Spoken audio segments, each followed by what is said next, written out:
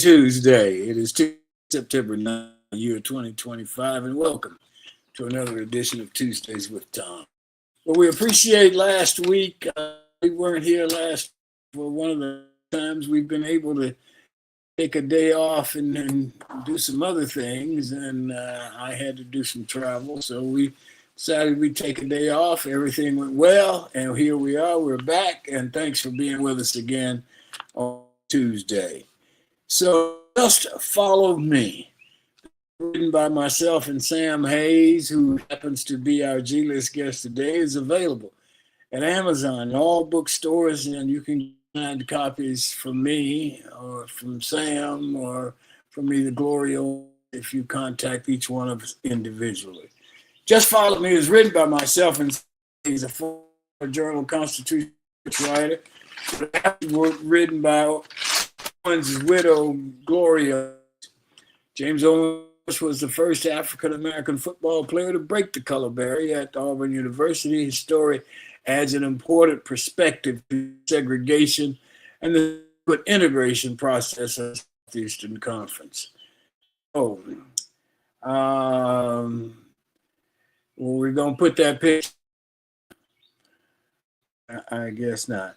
Our today's show, our G-List guest for today, Sam Hayes, who is a former sports reporter for the Atlanta Journal-Constitution and the Columbus Inquirer. He's also the author of Henry Harris, Henry Harris, A Lost Icon Revolution, a story of self-sacrifice. We look forward to having that conversation.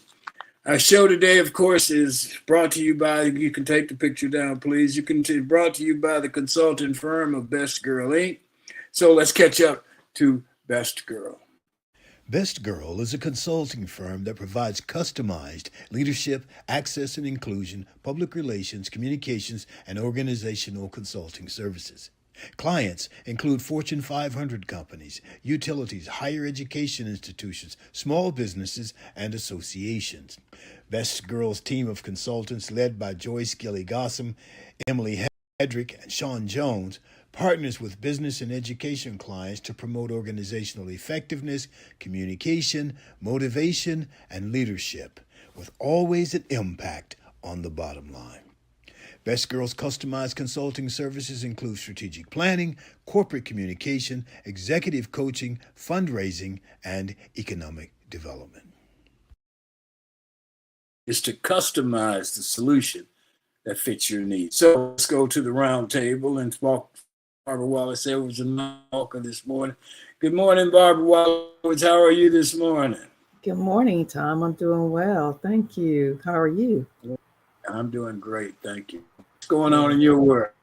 Well, Tom, I want to start by asking for prayers for my sister-in-law. I call her my sister-in-law. She's my sister-in-law. Was married to my brother for more than 30 years before my brother passed away. And she and her sister were involved in a really serious car accident on last week. They both have been in the hospital, have had to go through multiple surgeries, and thank God they're doing okay. Both in a lot of pain, but it's going to take a long recovery period for them. And so I just solicit everyone's prayers for Yolanda Wallace and Dietrich Gill. So I want to start with that. Sorry about that. Thank you. Thank you. It is. It really is. But again, thank God they both survived. Yeah. Okay. Well, let's get Michael Walker on here and see what he's got going. Michael, what's happening in your world? Good morning, TG. Good morning, Barbara. Barbara, my best wishes to your family members there. Thank you. You know, guys, the world is certainly in an upheaval right now with everything that's going on. And you know, over the weekend, it's kind of interesting to see how certain people will just show their behinds in public. And what I mean by that, did you get a chance to see the video of the Phillies baseball game where, you know, when they hit a ball into the stands and stuff and the people run to try to get it, right? So this player from Philly, his name is Bader, he hit a home run into the stands and it landed on this row. And this father's there with his kids and his little 10-year-old boy celebrating his birthday. He runs down the road that he's sitting on to try and get the ball. And everybody's like a mad scramble. You see it all the time. He ended up getting the ball. He takes it back, gives it to his son sitting there who's turning 10 with his glove. His son is so happy. And then comes this silver-haired lady walking Karen, down. a Karen. Yeah, they call her a Karen. And she demands the ball. She used profanity and all kinds of stuff at the man, saying that's her ball. He shouldn't have taken it and what have you. And when she first went up there, the man jumped like this, like, what's going on? Right. So he takes the ball from his son and gives it back to her. And she leaves and marches off. And so everybody saw it. And the Marlins is who they were playing. They got a big gift bag and brought to the boy. And then the guy that hit the home run, after the game, he met with him and he gave him an autographed bat for it. Yeah. And so they interviewed the father and asked him, what was he thinking during that time? And he said, well, actually she frightened me and she just comes and attacks me like this. And I was at a crossroad and I had to decide, do I do something that I maybe later regret, or I just be a dad and try and show my son how to de-escalate something? So I chose the latter. And so he did that. And he said, I'm not going to join into criticizing her online or saying anything about it. Basically, I'm just moving on. One company offered her $5,000 to return the baseball to the young man with a catch. The catch is she write on the baseball, "I'm sorry," and apologizes. And she'll get $5,000. Don't know if she'll take him up on that. Probably not. But my question, what would you guys do if you were in Let me ask this question. Why did she feel the ball was hers? Because I guess she was sitting closer to where the ball landed. Yeah. Okay. Yeah. She said the ball landed right in front of her, but I mean, she didn't get it. He was the first person to get to the ball. Well, So it's not like the batter was hitting the ball to her. Like it belonged to her. Right. Well, if the ball lands in front of your feet, don't you have a better chance of getting it than anybody else? You should. All you got to do is reach down and get it, right? Her reflexes were too slow, Michael. She couldn't get to it. She couldn't get down there that fast. That's wild. So the ball landed in front of her feet. And he comes like at least 10 steps away. Right. And picks up the ball. And he wasn't the only one. I mean, there were other people around trying to get to the ball, but he got it first. It was a crowd. So he just happened to be the one to get it. Right. That's wild. Yeah. She was a real Karen. Man. I don't know what I would have done. I don't know. I'm glad I wasn't in that position. Yeah, right. I don't know. Yeah, that just seems like, I mean, I've seen people scramble for the balls and stuff. Right. But, generally, and it wasn't like she had it in her possession and he took it from her. That would have been totally different. Yeah. But he clearly picked up the ball. She never had it in her possession. The way I see it, whoever gets to it first is their ball. I mean, that's kind of the way it goes. Right. Especially if a kid wants the ball. Exactly. What was she gonna do with it? Who knows? That's wild. But to walk up, I mean, and she didn't even, it wasn't even in that moment that she said, "Hey, that's my ball." She waited, it was minutes later. Yes. And went over to the man. That was bold. I don't understand why she thought she was privileged enough to be able to do that. Where were they playing? I think it was the Phillies and the Marlins, as I recall. I think they were playing it. I think it was a Philly home game, if I'm not mistaken. It was a Phillies home game. Yeah. That's wild. And it's funny how people, like, I had a similar incident, not to that extent. Yesterday, I went to the store, and when you go to the grocery store and you get one of those little baskets that you carry stuff in, right? Right. And so I had a few things in there. And so I'm going to the checkout line, and this little skinny lady rushes by me to jump in front of me. She has nothing in her hands. Okay. And so I look back, and her husband is coming with a buggy full of stuff. Wow. Okay. So she run to jump in front of me, and I just looked at it and I just said, okay, whatever. That's your mentality, and I just went to the next aisle and nobody was standing there, and her husband said, she got away from me. I just didn't even respond. He should have said, honey, back up and let this man go, is what he Right. should. But I Right. forgot, she must have his family jewels, so he couldn't do that. Yeah. Okay, he couldn't be a man and say that. And then she has no better coof than to do that, So anyway, but I think people get bold Yeah. nowadays, They do, and they're Michael. very inconsiderate. Right. Sometimes they get the what knocked out of them by doing Yeah. stuff like that.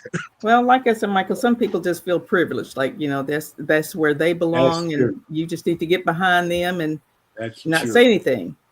And Very true. They feel like it belongs to them. mhm. When there's several people who ride their bikes in the morning up and down main streets. One of them's in front and one of them's over here. All these other streets, and this guy has 2 dogs. And if you go by his dog goes crazy and tries to get loose and all that.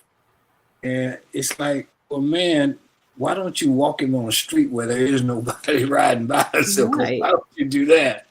Instead of he has to get down and whisper to the dog and hold on, because if your dog gets loose, me or him, I'm gonna try to hurt it. Right. So, Right. and what'll happen. When Shark Week was on, and Shaq was on Shark Week, it was so funny, and they kept begging Shaq to get into that cage because nobody that is hurt in that cage, the sharks can't get in the cage. Shaq got in that cage and he went down in that water 5 minutes. Little shark had gotten in the cage with Shaq.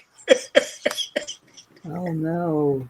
Stuff can happen, man. Yeah, exactly. It can happen. Shaq, you should have seen Shaq getting his beat out of that water. I don't blame him at all. Tom, you brought this up, but I have to piggyback off of that. Also, Shaq went to the zoo, and I was reading about this podcast that he was on with, I can't remember the other player, but they said that every time Shaq go to the zoo, well, first of all, when they went to the zoo, the guy told him, do not stare the gorilla in the eye. Do not make eye contact with the gorilla. It'll make him feel threatened, like you're challenging him. And so they go ape shit, all right? And so the guy said, Shaq couldn't wait to do that. So they walk by the gorilla cage, and this big silverback gorilla look at Shaq, and they all look at Shaq. And Shaq come out, they look at him like, what you doing out here and we in here? Because they think he one of them because he's so big. And so Shaq looked at this gorilla and stared him in the eyes, and the gorilla went ape shit, started beating on the glass and everything, trying to get out. And he said Shaq was scared that time. He kind of walked away and acted like he had nothing to do with it. That's funny. Wow. So, question: what do you guys think of Coach Freeze and the Tigers? Well, Tom, I can start by saying we certainly look better, like a better team than we did on last year. So thank God Peyton Thorne is gone. Jackson Arnold is the quarterback now. And Jackson, so far the past 2 games, Jackson Arnold, he definitely appears to be a better quarterback than we had in the past, in the past year, past few years. But the team has done extremely well. And we've got some great players on defense. I don't know if you saw the game on Saturday, but that guy Sylvester Smith and Atkins, I think is his name. Those guys showed out on defense on Saturday. So team is definitely looking better. Good. It's interesting. I don't know many of the players' names anymore. They transfer in, transfer out, that kind of thing. So, yes. Yeah. I have to say that our defense looks better, and I hope they will even play another level higher this week, and the week after that will be good. I will say that we're not making the mistakes that we made last year, the turnovers, because we were shooting ourselves in the foot. A lot of the games we lost last year, we were like 1-score games, or we were winning them and then we lost them. I would tell you that Baylor game, had we had the same trigger man, we would have figured out a way how to lose that game in Baylor last week if Yeah. the PT had been there. Yeah. Yes. You know. Yeah, and it's different because you never really used to you didn't used to get into heavy criticism of the individual players. Right. They were college students, but now they're pros. They're pros now. Yes. It's just kind of different than it was, and you hope that things go in a good direction. Right. Where is Peyton Thorne now? Is he? He just got waived by the Cincinnati Bengals. Oh, Yeah. okay. Okay. Yeah, he'll probably end up coaching somewhere as far as Right. coaching. Yeah. I don't see him being a quarterback at any higher level I agree. than Well, he was at Auburn. yeah. Okay.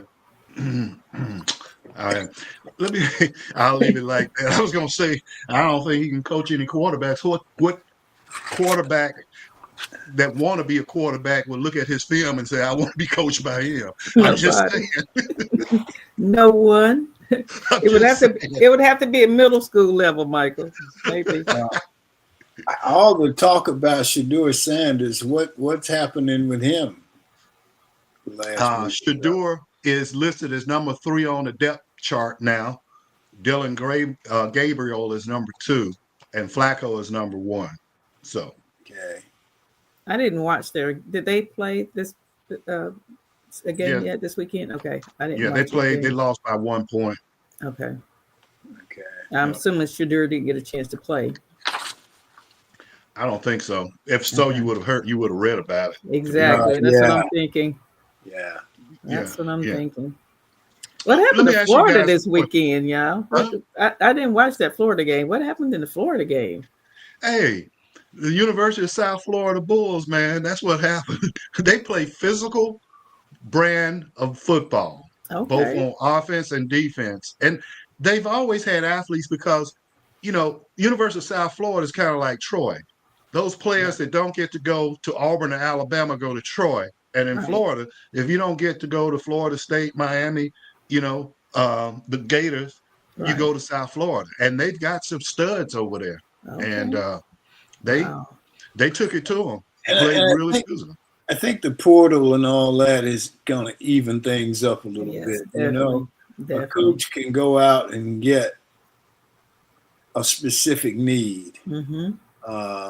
that he has for his team, and Right. feel the team that way, and so it kind of evens things up a little bit. They're not totally even, but I don't think like Alabama would have the advantage that they always had on other teams because they had all the Absolutely. players.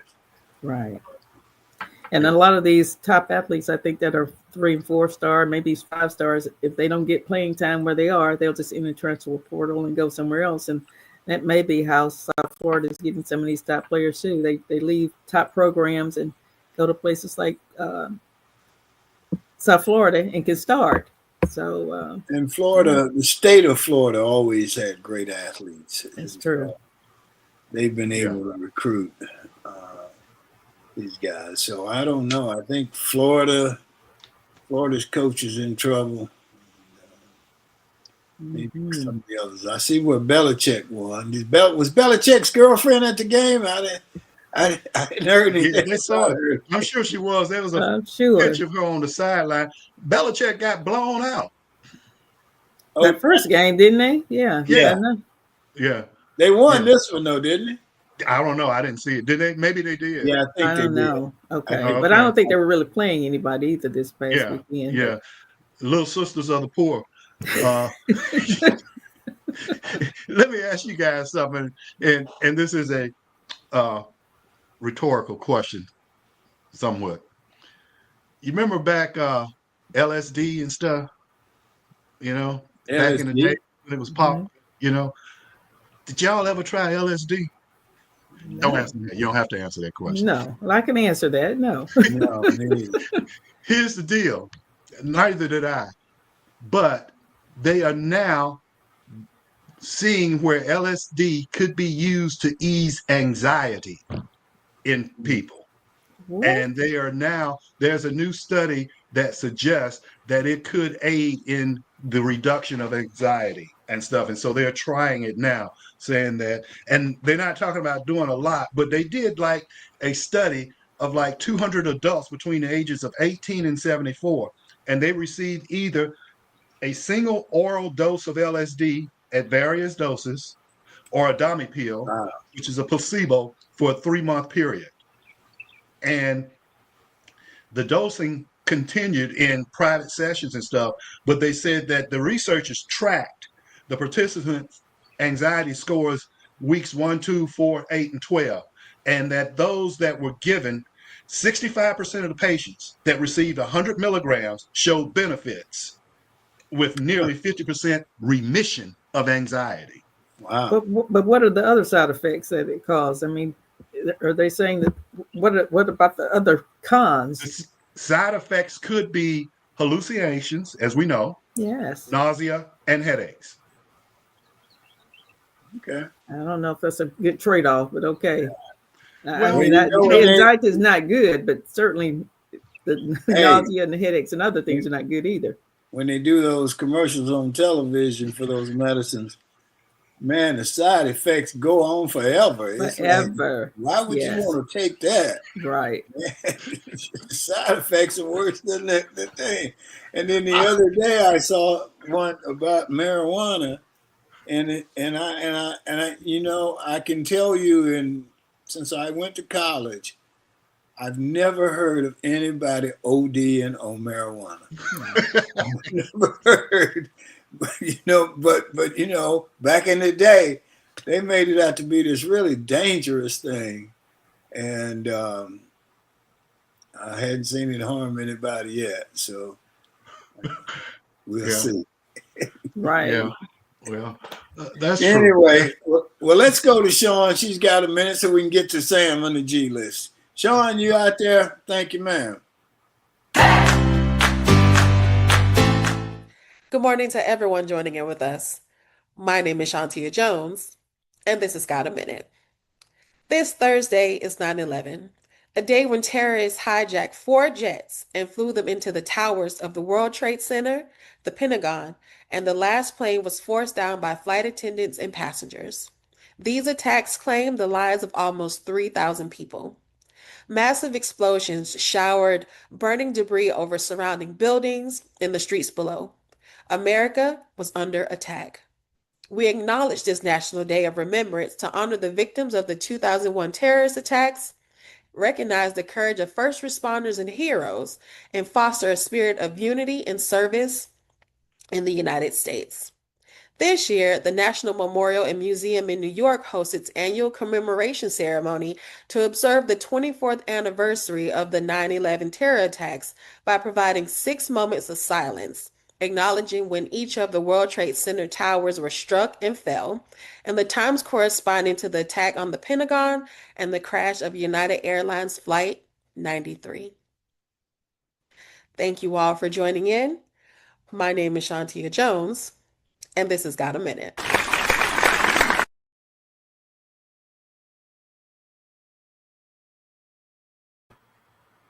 There's maybe still some discussion as to who really did that, and so on and so forth. But I don't know. I'm always a doubting Thomas, so And rightly so. I don't think it quite unfolded the way it was Right. explained to us. Right.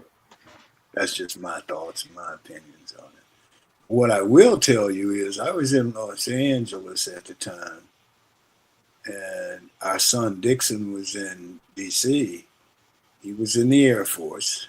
He, a young man, uh, you know, and he was in intelligence. And he'd only been out of high school for a year or two, maybe a couple of years. And everybody was worried because you didn't know what was happening to your loved ones. And he called and he immediately said, there's going to be a war, and it's going to be a long one.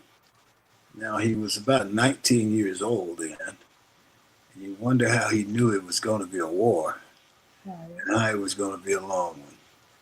So, I've always been a doubting Thomas, and I think I'm still a doubting Thomas about certain things, about how that unfolded, about how President Kennedy was killed, how Robert Kennedy was killed, and Dr. King was killed, so on and so forth. So that's just my 2 cents on that.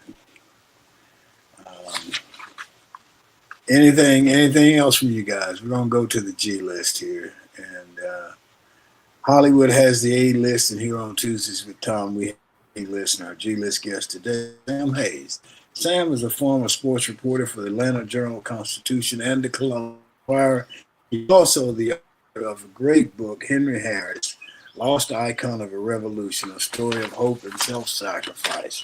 So let's go to Sam, and he's also the author of the book, Just Follow Me, the James book. And so let's go. Let's pick up Sam, and I'm looking forward to that conversation. Good morning, Tom. Good morning, Sam. Good morning, Barbara and Michael. It's good to be with you all today. Absolutely. Good to see you again. Yes. We'll start with Barbara. Barbara, you got a question for Sam? I do. Good morning, Sam. Thank you for joining us this morning. You've written a book about Henry Harris and now James Owens. What sparked your interest in these two Black players who started their careers at Auburn University? How did you get into your interest in those two players? Well, I was, as Tom mentioned, I was a sports editor of the Columbus Inquirer in the mid-'70s. And Henry Harris died during that time. He committed suicide. And while he was an assistant coach at the University of Wisconsin in Milwaukee, and I'd seen Henry play in college, not at Auburn, but when he would tour the SEC and play games. And so I knew who he was and had been a fan of his because he was the first Black athlete on scholarship at any of the Deep South schools in the SEC. The Kentucky, Vandy, and Tennessee had integrated, but none of the other schools. So Auburn took a forward step in signing him in 1968. So in researching that book that I decided to do many years later, because I thought it was a story that needed to be told, that had been completely, certainly Henry's memory had been, nobody knew who he was, even at Auburn. He was just, his memory had vanished. And so in trying to piece his life together and understand that, I was fortunate enough to interview James Owens. And it was on a Sunday afternoon in 2008, and I'll always remember it. And I sat down. He had preached earlier that day, and he was in Auburn. He was living in Auburn and pastoring a church out just outside of Auburn. And he talked about what it was like, and he gave me a window into what Henry went through. And I was kind of spellbound listening to him. And y'all knew James. He had a great deep voice, and he spoke in a slow cadence. And if it wasn't for him, I wouldn't have, I left that meeting after 2 or 3 hours, just kind of knowing that I'd gotten an insight into Henry Harris from James's experience. James's experiences were, put in the book, in my book, Remember Henry Harris, which was published in 2019. But then Tom came to me in I don't know, 2021, 2022, and wanted to see if I was interested in doing a book on James. And after my experience with James and knowing his story, as well as how his life turned out after Auburn, uh, I was interested in that his story needs to be uh, remembered. And so that's what Tom and I set out to do. And he needs to be remembered. And his life is a tremendous example. It's a heroic tragedy. He goes on this great journey to Auburn out of Fairfield, Alabama, at a time when blacks were, still. He was the first black football player at Auburn. He came a year after Henry Harris did. He entered in 1969, and as he would say, he stayed and stayed. And at times when he wanted to leave, but he thought there was a greater purpose, and his courage, as well as his courage, is remarkable, and we can learn a lot from it. Yes, absolutely. Sam, let me throw this out. One of the things that's included in the book is an appendix about the integration of the SEC. And so the book's not just about James, it's expanded to include most of the schools. But one of the things when we started on this project, one of the things the young men who came to enter in the SEC as 18-year-old civil rights workers. And I thought that was a heck of a way to describe him. Can you just expound on that a little bit? Yeah, sure. You have to understand the way things were then. The Civil Rights Act we did think it was important to give the perspective of what was going on in the SEC, but we also had to explain what was going on in the SEC. We of course had to explain what was going on in the South at that time. And the Civil Rights Act of 1964 had opened motels and theaters, motels, swimming pools, restaurants. They had all been opened up by that act. But the SEC, schools in the SEC had not integrated. A few of them started making moves. The ones in the Kentucky and Tennessee started moving in that direction, 65, 66. But none of the teams in the South had. And so having all white teams was a point of great pride for many Southerners. Now, there was many Southerners that were ready for integration, but their voices were drowned out by the people that wanted to keep things the way they were. And that was a lot of supporters, and the coaches kind of went along with the supporters. So integrating the SEC was a big deal for them. I mean, for folks, stadium is full of people, 50,000, 60,000 people back then. To be cheering a black man was a big deal. In many cases, people attending these games had never cheered for a black man doing anything. So it was radicalism really, there was one writer back then that wrote an article and said, that what is going on here on these teams is very radical. So these guys were civil rights. They were doing the last steps of the civil rights movement. They were integrating these state universities, the pride of the people, and these teams. On a Saturday afternoon, it was, y'all know what it was like. All the schools played Dixie, and they were proud that they could compete as well as they did without black players. I mean, that's just the way it was. So we've Tom and I have talked about it. It was like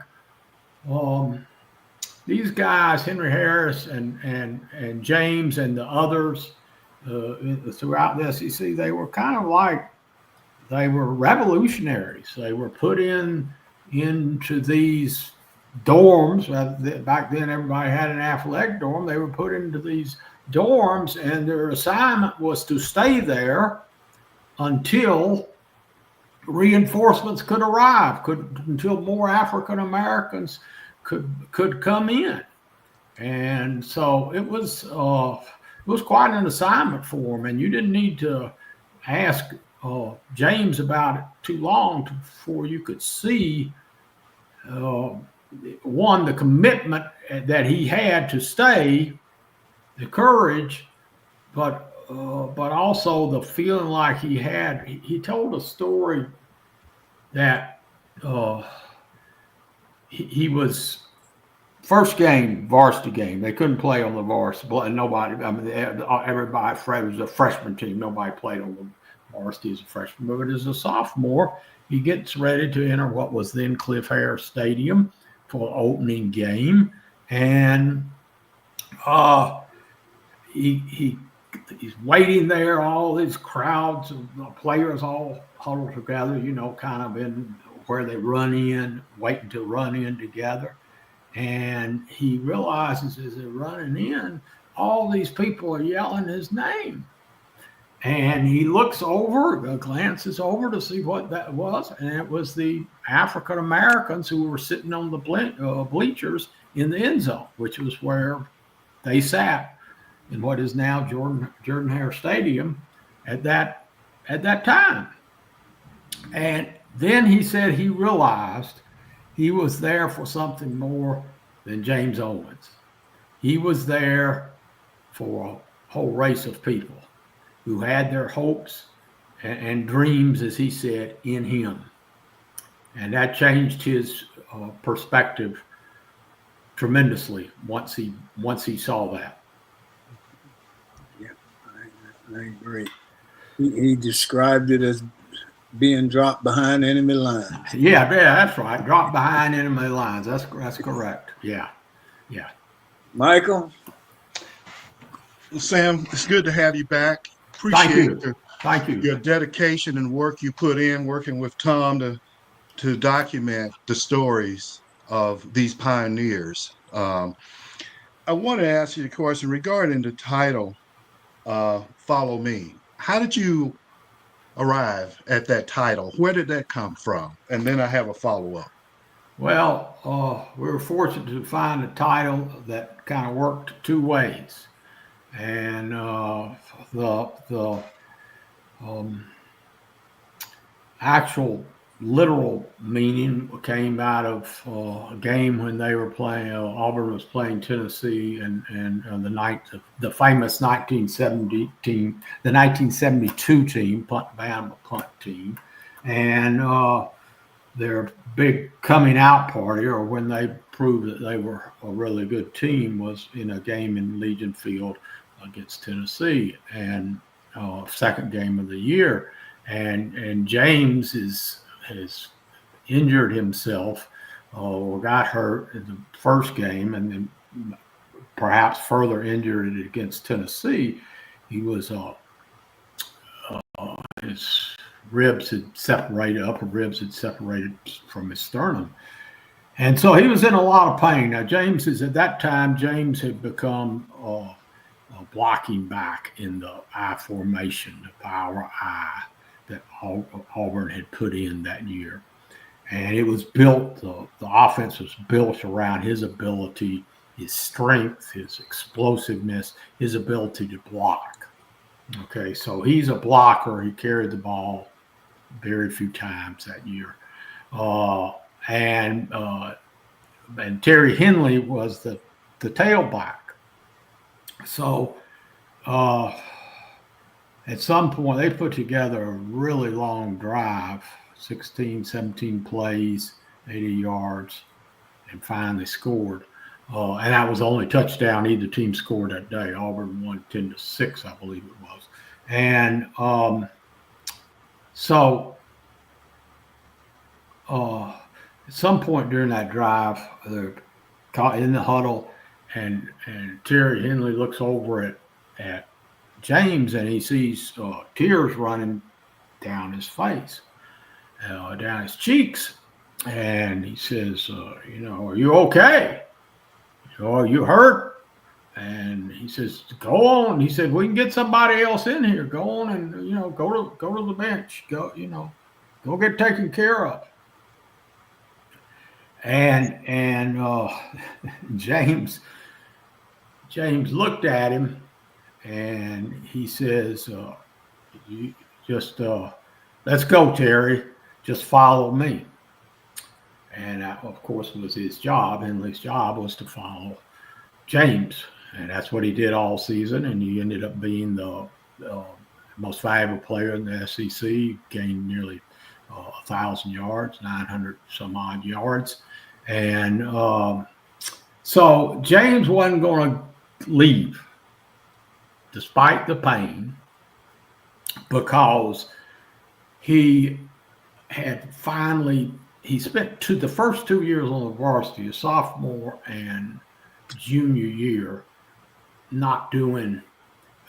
He was rarely used, certainly not used to his capability. He was a multi-talented athlete, and but they weren't quite ready for a star then, and Auburn was not alone on that. They were not ready for a star, so he was essentially. Well, those first 2 years, he was a punt returner, and he did get the throwing punts all the time. Sometimes he did really well returning punts, but he had not gotten to carry the ball. And as a sophomore, they had him as a backup cornerback to an All-American for Larry Warren. So he didn't get played. He returned punts, returned the longest one in school history at that 489 yards a day. And so he was finally on there. He was not happy about being a blocking back. Spring practice had been brutal. He was always on the field, but he made the offense work and had such a tremendous work ethic. Nobody had more of a work ethic than he did. Henley said you never heard him complain ever. No matter how hot it was and how many times we had to do something over and over, he never complained. So once he got on the field, he was going to do what the job he'd been given. He was not, he wasn't going to leave the field. We've got some great pictures of him once he came off the field, them tending to him in the book. Okay. My follow-up question. Oh, the other part, of course, is the other part of I didn't get to the more figurative meaning of the title is, look how many thousands of African American football players at Auburn have followed him over the last 50 years. Starting with Tom and Virgil Pearson, who was there with Tom, and on and on and on, and they don't ever get in the door unless James Owens, stays and is an example that clearly to his teammates of somebody that will work really hard and had great character and great courage. So the just follow me represents not only James, but all these athletes that did this in the SEC, all these black athletes. Now, go on, Michael. Okay. I was just going to ask you if there were anything that you learned in doing this project for James Owen and Henry Harris that you didn't already know. And if Auburn had the opportunity to do it again, do you think they would have handled it differently? Well, I don't think there's any question they would have handled it differently. I learned a lot that I didn't know.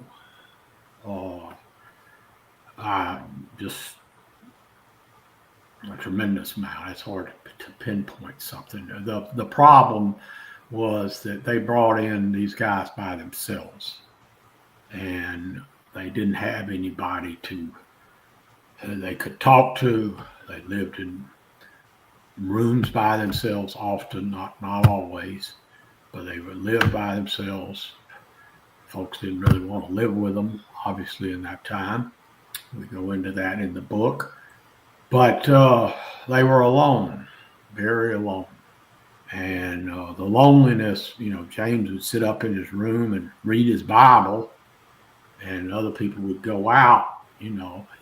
He said they were always, the white athletes would come back to the dorm and they were back at home, and he could never find home down there because he'd been uprooted from the family that had supported him, that had lifted him up, the black community that had supported him. So I guess what I really found about James, the more interesting, was what was his life like from when he left Auburn in early 1973 until till I interviewed him in 2008, and he had a number of different positions. He didn't make it in pro football. He was laid off when Fairfield, the U.S. Steel plant, shut down. He worked as a custodian to support his family, a security guard. He was football coach at Miles for 3 years, Miles College in Birmingham. He was living in Birmingham, then eventually moved back to the Auburn area, and he worked as a custodian first at Tuskegee, and then second at Auburn. He took up. He felt like God had been calling him for a while, and he turned to the ministry in the late 70s, and he felt like his experience at Auburn was really strengthened his faith, and he became an inspiration to not only his flock and those he touched, but also to the white athletes, players that he had played with. He became sort of a iconic individual. Then they had changed in the 30 years since he was there, and they began to see him differently. They came to him some of them came to him for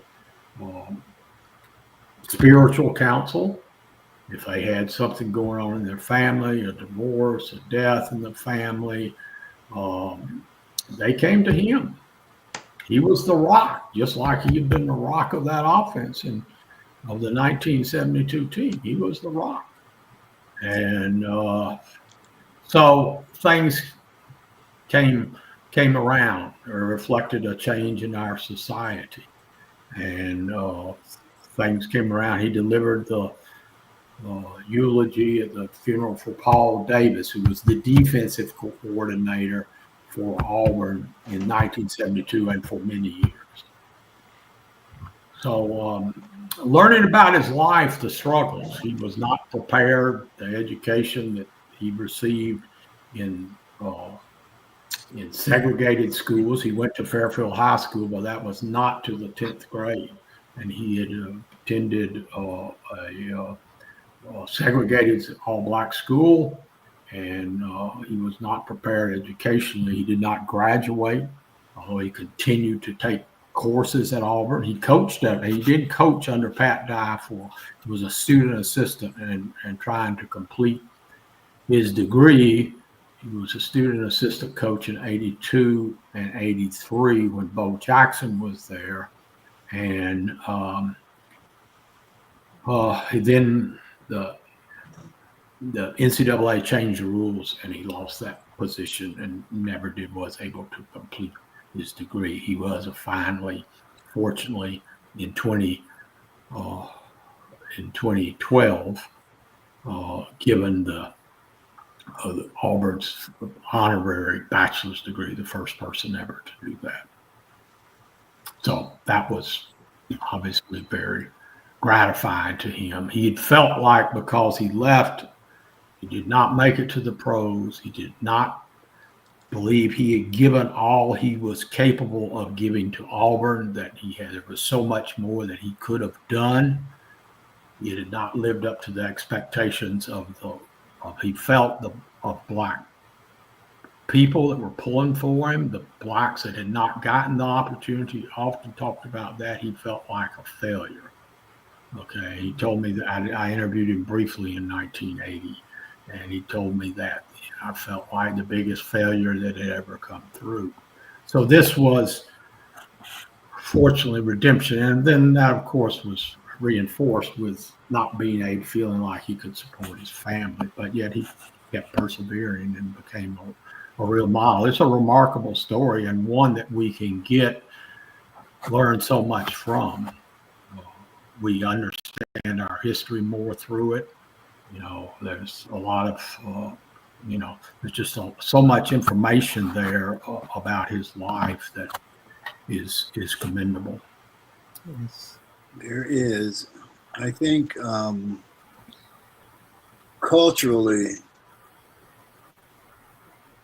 he described when he came to the athletic dorm, 150 athletes in the athletic dorm, and he said when his parents dropped him off and when they left, he realized how alone he was. And there were two things, I think, culturally that really sort of set back. And one was the first day of practice. When he was at Fairfield High School, his coaches admired him so much that they bought him a pair of white shoes, white football cleats that he could wear on in games. And I remember we played him at John Carroll, and he came out there with those white shoes on, and it was like, well, who gonna tackle him? But he goes out there the very first day of practice, and he says Coach Jordan, motioned for him to come over to him, and he thought he was going over to talk to Coach Jordan, and Coach was going to welcome him to the team, and so on and so forth. But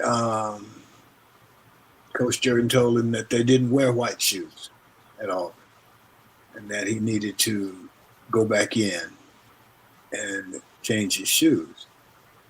And he just, in our conversation, he said, and nobody said anything to me about it. Had somebody told me, I wouldn't have worn the white shoes out there, but that was what I was used to wearing.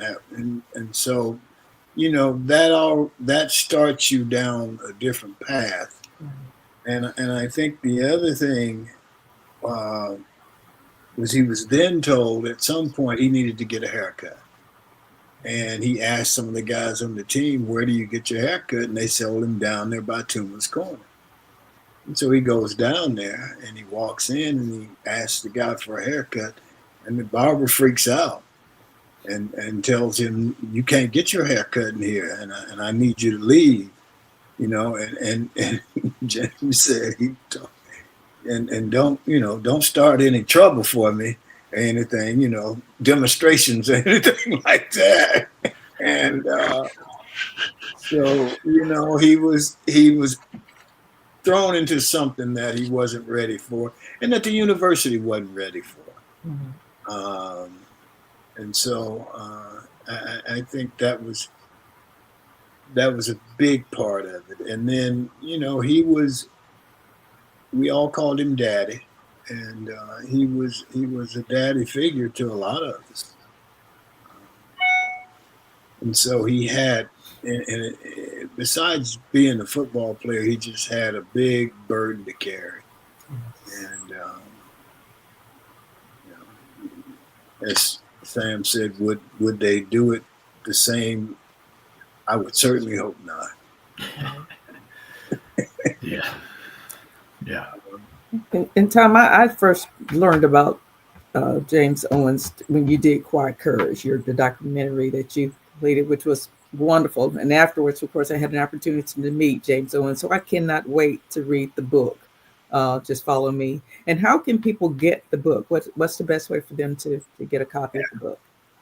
All the major bookstores, um, Amazon, or they can get one from me, or Sam, or Gloria, James's widow. Um, so you can contact any of us, and we'd be glad to get you a copy, a signed copy.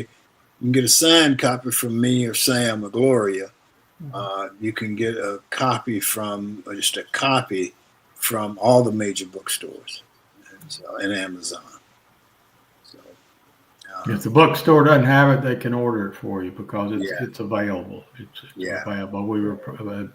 The book was published by the University Press in Kentucky, so it's been distributed to the major wholesalers. one thing he had, I think that probably I don't want to say saved him, but gave him more courage was his faith. Uh, he was he had a lot of faith. You know, he'd sit in his room and he'd read that Bible. And I remember we had one of the guys came to our room one night, one of the white guys, and I was living with James at the time, and started talking to us about God. And before it was over, the guy was shocked and surprised that we knew as much about the Bible as he did, and James knew more than any of us.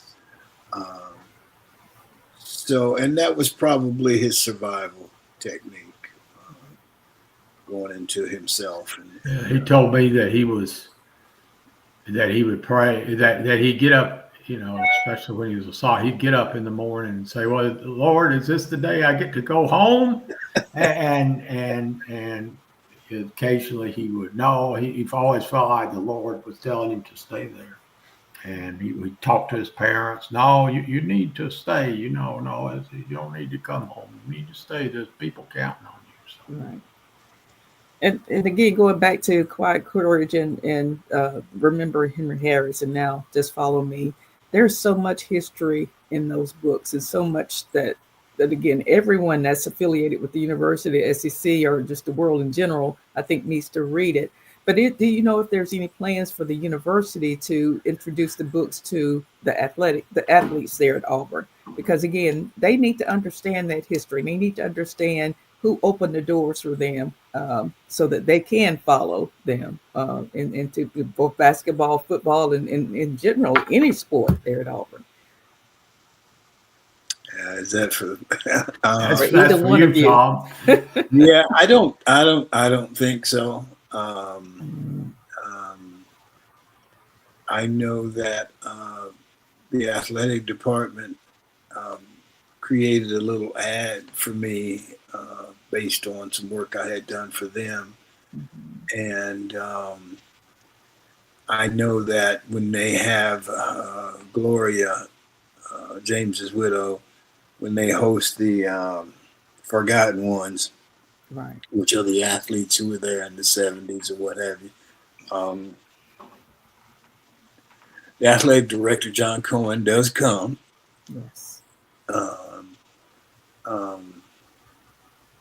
I have President Googe always said that I was always nudging the university, and I have nudged the university for quite a few years about Henry and James and the recognition I feel they deserve for what they've given. They gave their lives to Auburn. Yes, they do.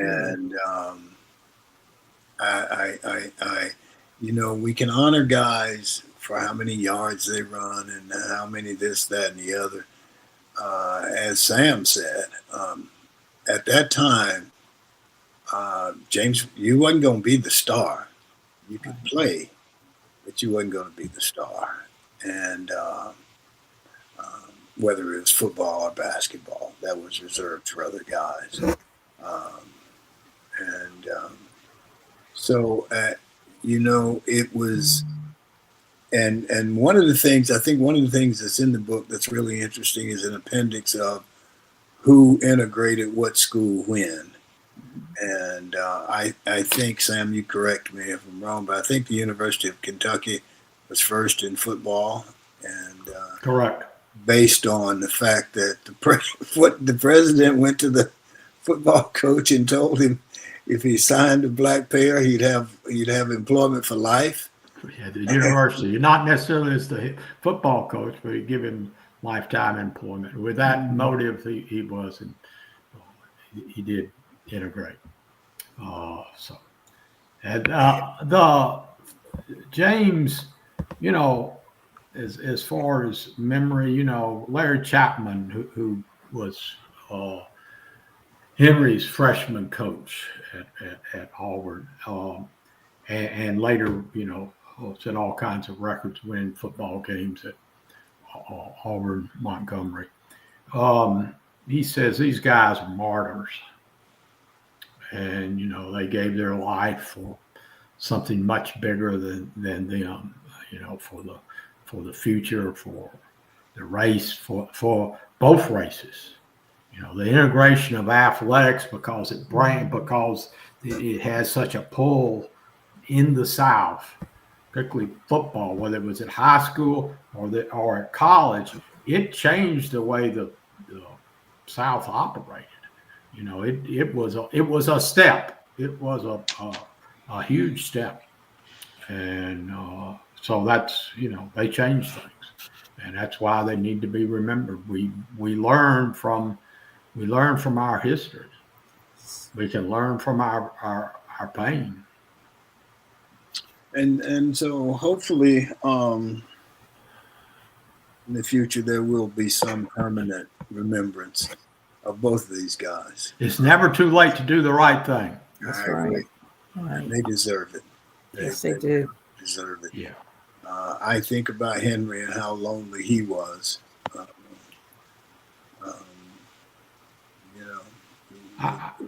It was you just can't bring people in and say, okay, go to your dorm room and I'll see you at practice at 3:30.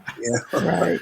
I thought about Henry last year when Auburn made its great run in basketball. Yes, thought about it a lot. And to your point, Barbara, I thought, well, I certainly made Henry's book available to the basketball offices, the basketball office, and the basketball coaches when it first came in. I kept wondering, have they given that to their players? What an inspiration it would seem to me that would be. Yeah, it happened at Auburn. It happened 50 years ago, but here was a guy that did everything he could to integrate it. He came there when other people wouldn't. Other players that they offered, they wouldn't come there because they didn't want to deal with it.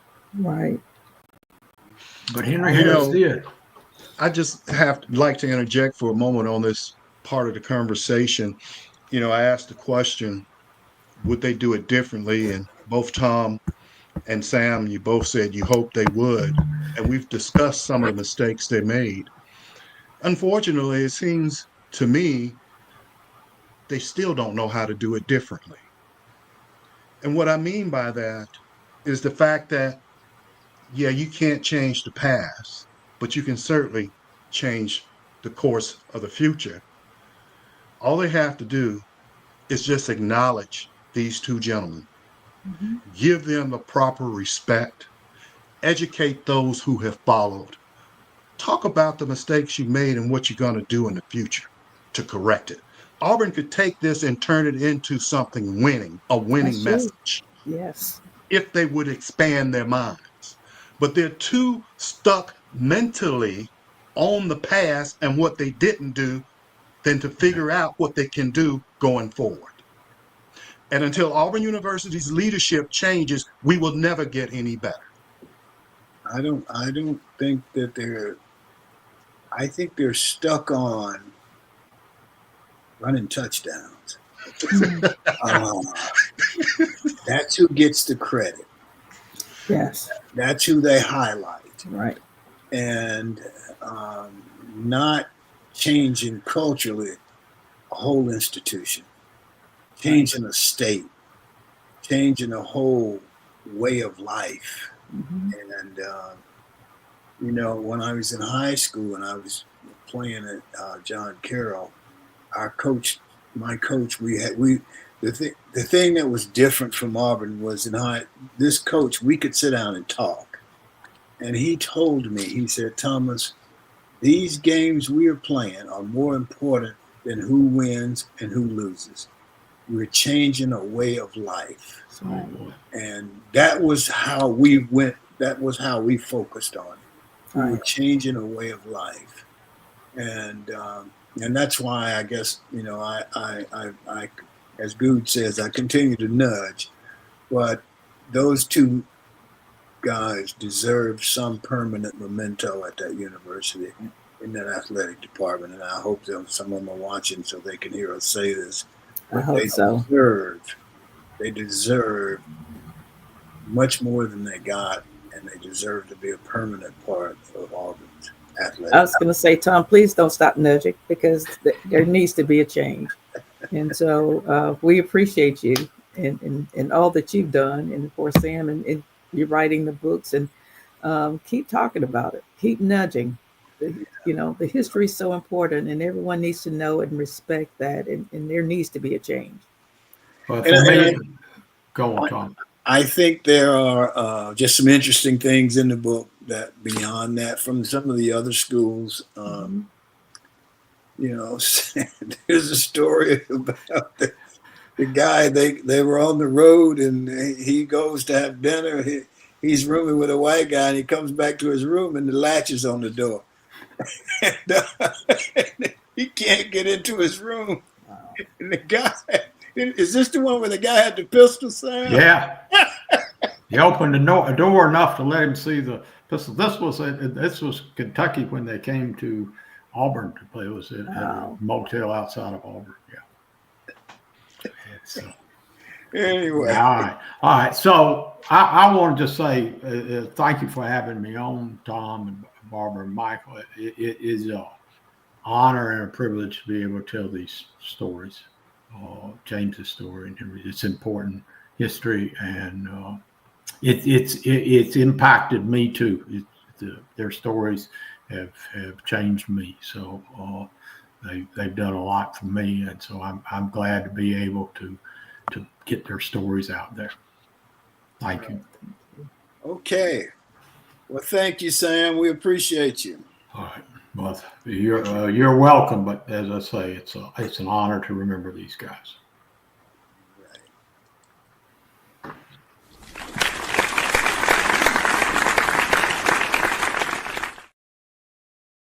Okay, my closing comment for today, or as I see it, I'm talking about my interest in these stories. Personally, I was there. It's a part of our history. It's a part of the big picture. It's not meant to hurt anybody or be against anybody, but telling a part of the story that will forever be a part of our history. And in this particular case, if we didn't write it, no one would. As described, these young men were 18-year-old civil rights workers, a part of history, a fascinating part of our history. The book is called Just Follow Me. It's the story of integration of the Southeastern Conference and James Owens, who was the first black football player at Auburn University. It's written by myself and Sam Hayes with an afterword that's written by Gloria Owens. The book is in both paperback and hard copy. It's available at all bookstores, Amazon, and you can get a signed copy from me at bestgirl.com. You can get a signed copy from Sam at his website and a signed copy from Gloria at the James Owens Foundation website. And that's how it was. That's how it is. And we appreciate you guys being with us today. And so that's our show for today. We want to thank the audience. We appreciate you. We want to thank our sponsor, Best Girl Inc. Thanks again to the TWT team, Barbara, Sean, Emily, Michael, and Joyce. And that's it for this September the 9th in the year 2025. Remember, a day without a smile is a day wasted. Enjoy yourself. Make every day count. Stay safe.